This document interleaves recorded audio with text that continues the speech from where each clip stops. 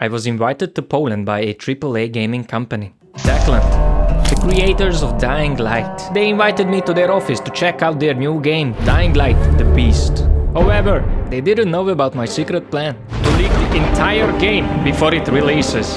And while doing that, I will also interview the franchise director of Dying Light. I only had one shot at this, so let's begin.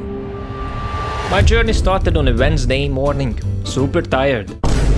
But luckily someone was there to give me energy. I packed my stuff into my very Sigma bag and was on my way to the first flight of my life, which was on September 11th. My first ever flight was on 9/11. You can't make this shit up, bro.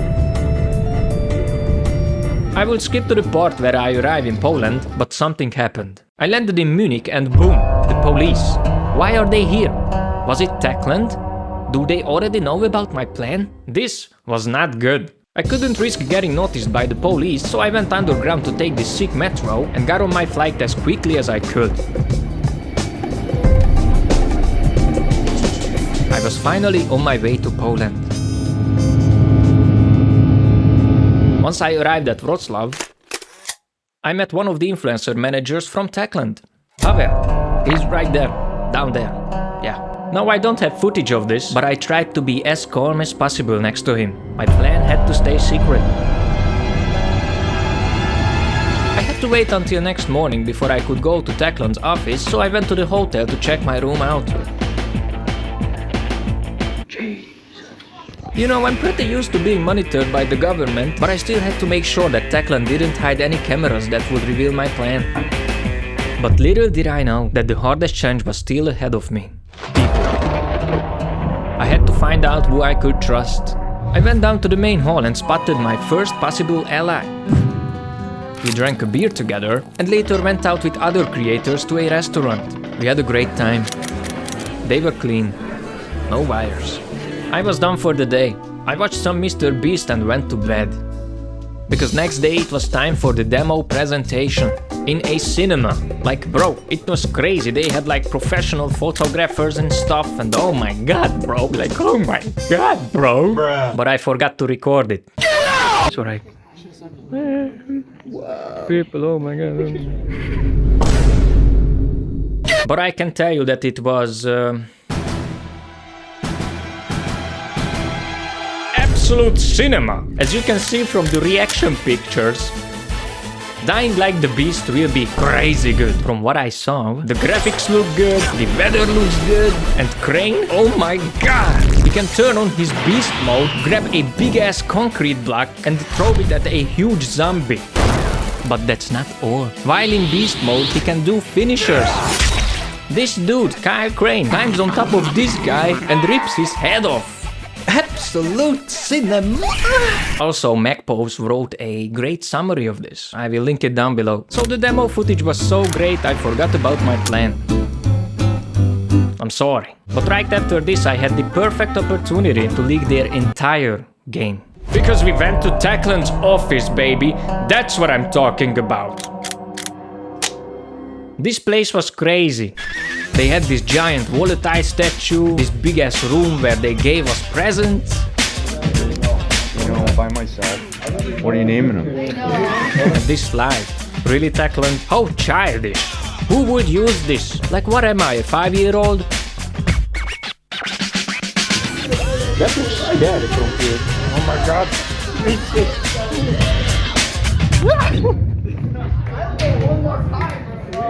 Oh my god. That was better than I expected. So yeah, the office was great.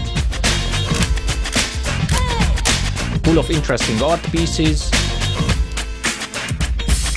Cool rooms. And great food. Yummers. Yeah, yummers. I also took a picture with Timon himself. I just couldn't wait to interview him. While we were walking around the office, I was constantly looking for ways to steal the game files. But I couldn't. Not because I didn't have the chance, but because I had a sudden realization. You see, my relationship with Techland is deeper than you thought. When I was 6 years old, my parents gave me 2 weird-looking games, Pet Racer and Pet Soccer. At first, I wasn't happy about it. I wanted GTA, but when I started playing these games, I just couldn't put them down. They were just like the first Dying Light, fun, very addicting and full of interesting characters. For the 6-year-old, everyone had their OG games. These were mine. And do you know who made those games? Yes, Techland. So not only did they create a game that was a big part of my childhood, they also made one that was an even bigger part of my teenage years. I just can't backstab these people, man. On the last day they even showed us the real-life fisheye from Dying Light 2, where we took some cool photos. We had a creative workshop with Timon about the future of Dying Light.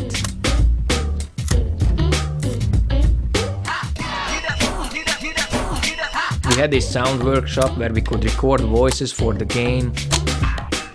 It was a lot of fun. They even took us to race each other with go-karts. It was amazing, dude. It was like playing Mario Kart. You know, that small indie game. You could go into one of these lights and get a boost that would make you faster, or a rocket that would slow others down. I finished at 8th place. But when they deleted the Mario stuff, I won. There were multiple races and I loved them all, especially the last one, where I almost killed a man. I'm not joking.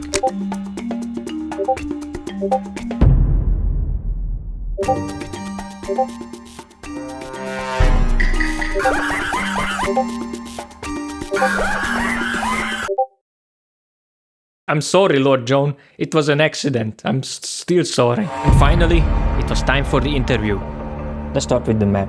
Okay. There is a new place called s.t.a.l.k.e.r Woods, which has a lot of natural landmarks, Yes. small villages and industrial complexes, right? Yes. What are the most exciting places that you cannot wait for us to explore? Basically the whole map, to be honest, because it's really varied. It's really like how I call it is high fidelity, high density, handcrafted open world. Of course, this sounds like a, let's say, marketing thing, right? But it really is. When we started working on it, our artists got super excited because we kind of went back to a different process of creating a map, which is basically totally 100% made by hand. For Dying Light 2, we were using some of the kind of systemic approach. We had a tool that allowed us to quickly generate those big spaces, city spaces. But with s.t.a.l.k.e.r Woods, we couldn't use it, and we didn't want to use it because we wanted it to feel handcrafted. So basically, the whole map is super interesting. It has different biomes, as we call them, so areas of different characteristics. Like a town, industrial park, swamps, national park. Like I don't know, it's all nice. So would you? Yeah, but maybe like if I were to point one, there's I can't like half because I can't really say specifics. But there's one place in. Actually, I very much like the.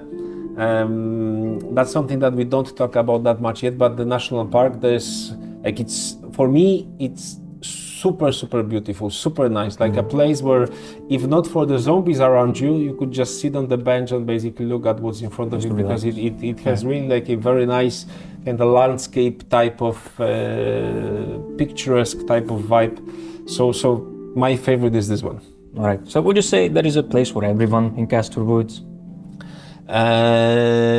Could you repeat the question? Would you say that there is a place for everyone? Place for everyone. Sorry, yes, like, you know, an old guy doesn't hear very well. So, no, of course, I think there is. There's place for everyone. There's place for lots of new characters that we are bringing. There's place for some not so new characters that we are bringing. There's space for also lots of zombies, regular ones, special ones, mutated ones. So yes, I think there's space for everyone in the game reality and lore, and I think it's so nice that every player will find their own kind of special location that they will like. Okay, so let's say I'm a gambling addict. Okay. Is there a casino in s.t.a.l.k.e.r Woods where I could practice my social Okay, so now you broke my previous answer, because actually there's no casino, so I'm not sure if there's a place for you. But if I were to maybe change it a little, I would say that casino is all about taking risks. Yes. The world map is and expecting to get a reward for it. So definitely there's lots of taking risks, because with the Beast we are going more in the direction of survival, challenging, slightly difficult type of experience. So you see a zombie and you like you don't really, you shouldn't just rush at him. Like you should think, okay, that's risk. Do I want to take that risk? Maybe, because maybe behind that risk there's a reward. So this kind of casino is there, yes, and believe me, you will lose quite a lot. But when you win, the sweet loot waits for you there. Yeah, that's amazing. I love that answer. So I love the environmental storytelling in Dying Light. Can we expect the same amount of attention to detail? I mainly would like to know about the notes that were left by either random people or maybe people from past titles. For example, there were notes from Bracken, that what happened after s.t.a.l.k.e.r left. Without going into specifics, you will find, I think, both. But attention to detail is actually, that's basically what I said at the beginning, that our level artists felt extremely liberated by Castor Woods and the Beast, because they really could do a lot of things they weren't able to do in Dying Light 2 because of this kind of size, scope, vertical scope of Dying Light 2. We had some technical limitations where not everything could be really like handcrafted. But right now, when you play the game, I actually encourage everyone to not just play the game, go to the interiors, kill zombies and leave. Just stop for a second, kind of close your eyes a little and look around, and you will realize that, hey, this place feels super real. Like if there's a table and there are some things on the table, they all make sense. You like gambling, so like there are cards in here. No, but like, but there is, you look around and you see, okay, so there's a table, there's something on the table, a cup, but the cup doesn't just lay somewhere. It lays in a place where it should be left. There's a book on the shelf, like the book makes sense. Everything is basically like our level artist thought of everything in the scene, in every direction. So definitely attention of detail is top notch.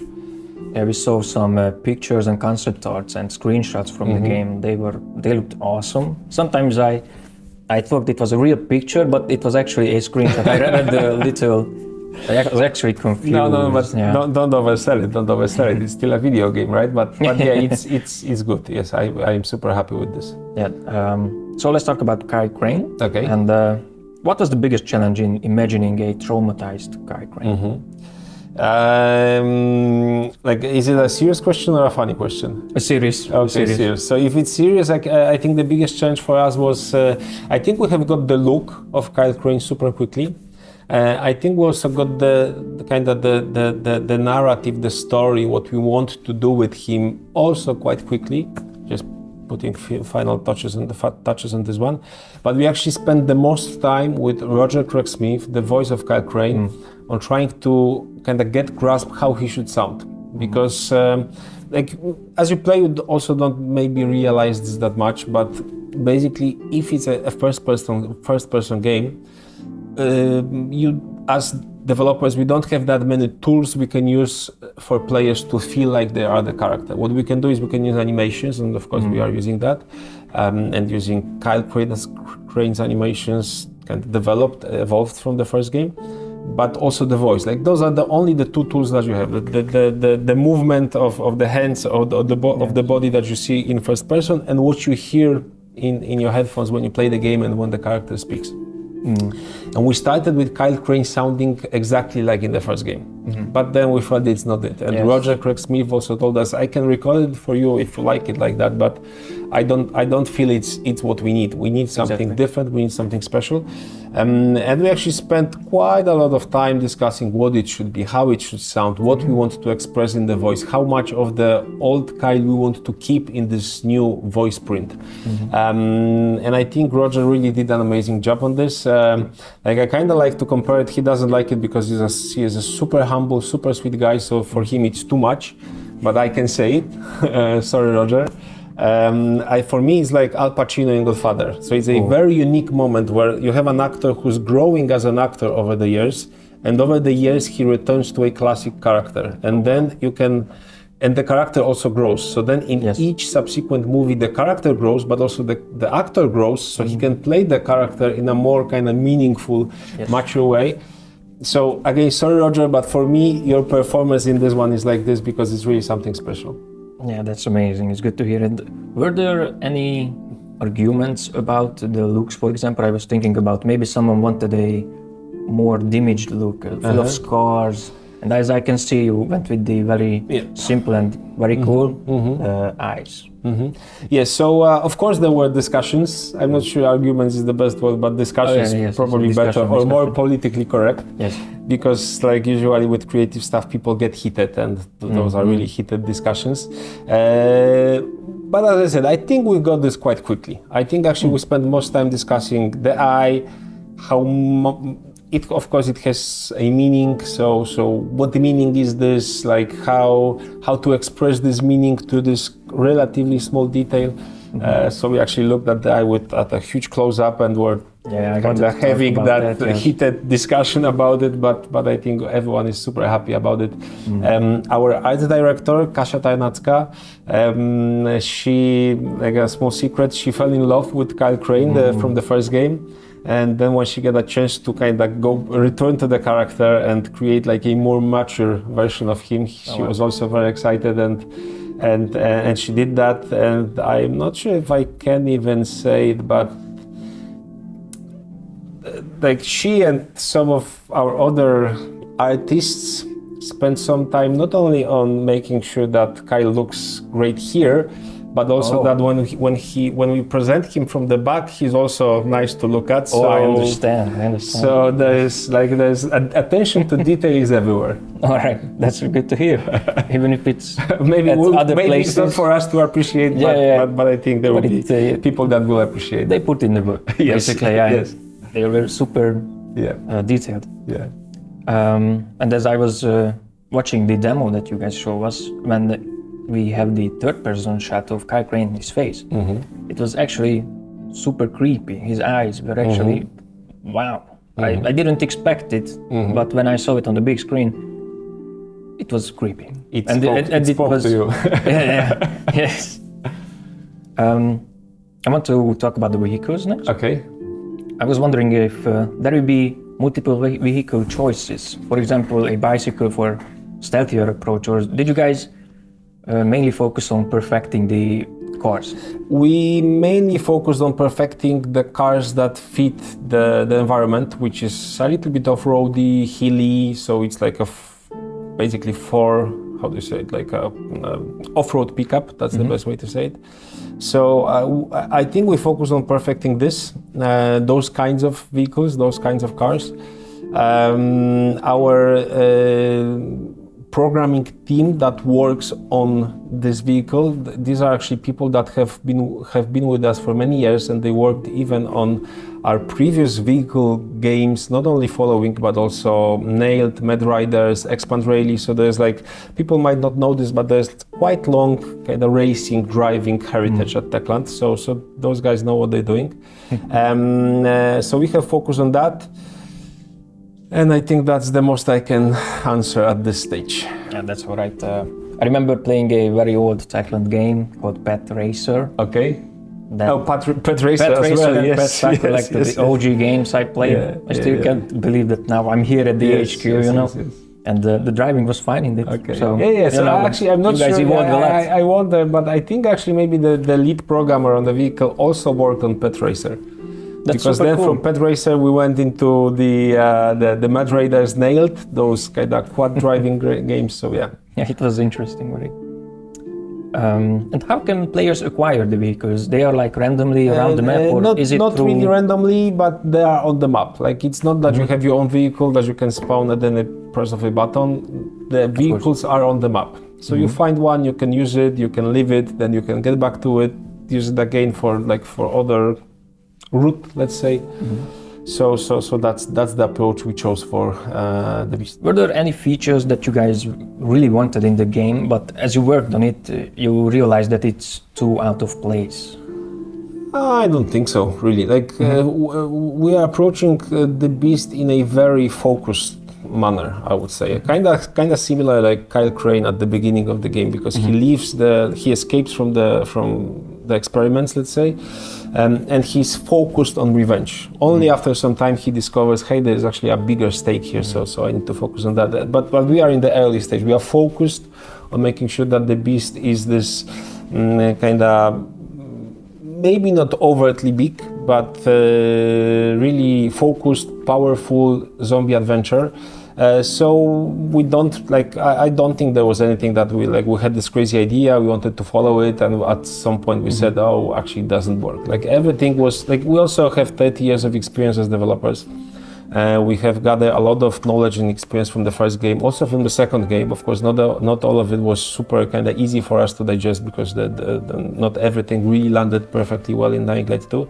But I think we are like, with each thing, with each success, with each failure, which you just get smarter, right? So we are really, I hope, I feel that we are quite experienced right now with all of the history of us as developing games. So we were focused on this, yes. That's amazing. I think that's the best part about designing the games, when the vision is clear and you guys just go for it. Yes, that's the best. Definitely, and then the vision is super clear for the Beast, and it's all built around s.t.a.l.k.e.r and his retard. He's really like, this decision to get him on this was started, but became like something that made all of us super energetic, super creative, but in a focused way. So definitely that's that. Okay, I have one more question, the last one. What do you think? Who would win in a fight? Aiden's beast mode or s.t.a.l.k.e.r's beast mode? That's a tough one. I think actually what would happen is that they would high-five each other and then maybe go for burgers and I don't know, some French fries or something.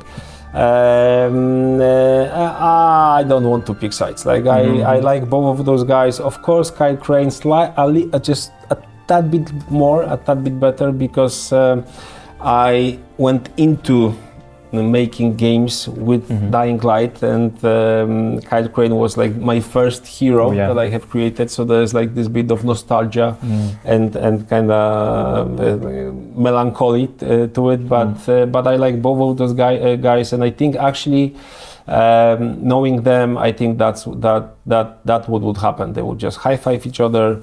And maybe go play some video games or whatever. They are pretty wise guys, so they would just talk a bit with a beer and that's exactly. That's the plan. Thank you so much for this opportunity, and subscribe. Thank you so much. Thanks.